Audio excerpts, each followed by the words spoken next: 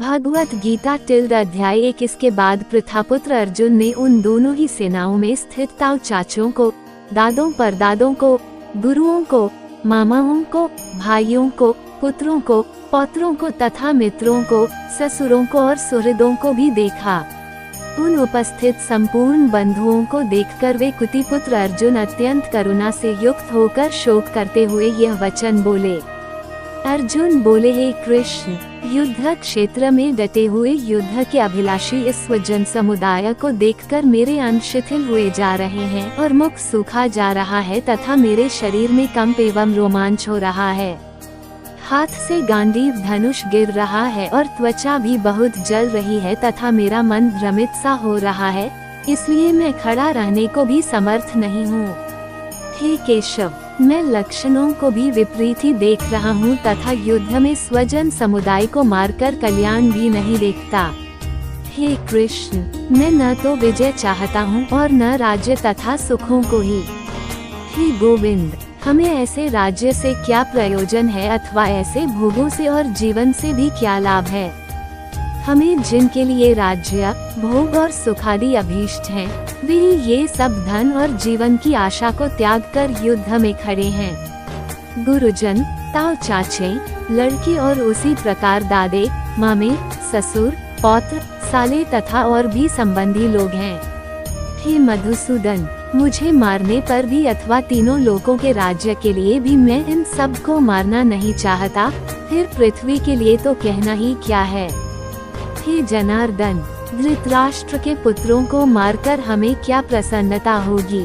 इन आत्ताइयों को मारकर तो हमें पाप ही लगेगा। अतएव हे माधव, अपने ही बांधव धृतराष्ट्र के पुत्रों को मारने के लिए हम योग्य नहीं हैं, क्योंकि अपने ही कुटुंब को मारकर हम कैसे सुखी होंगे। यद्यपि लोभ से भ्रष्टचित हुए ये लोग कुल के नाश से उत्पन्न दोष को और मित्रों से विरोध करने में पाप को नहीं देखते, तो भी हे जनार्दन, कुल के नाश से उत्पन्न दोष को जानने वाले हम लोगों को इस पाप से हटने के लिए क्यों नहीं विचार करना चाहिए।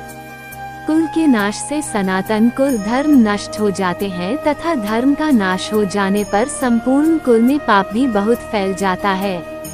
हे कृष्ण, पाप के अधिक बढ़ जाने से कुल की स्त्रियां अत्यंत दूषित हो जाती हैं और हे वार्ष्णेय, स्त्रियों के दूषित हो जाने पर वर्ण संकर उत्पन्न होता है।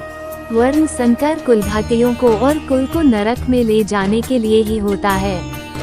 लुप्त हुई पिंड और जल की क्रिया वाले अर्थात श्राद्ध और तर्पण से वंचित इनके पितर लोग भी अधोगति को प्राप्त होते हैं।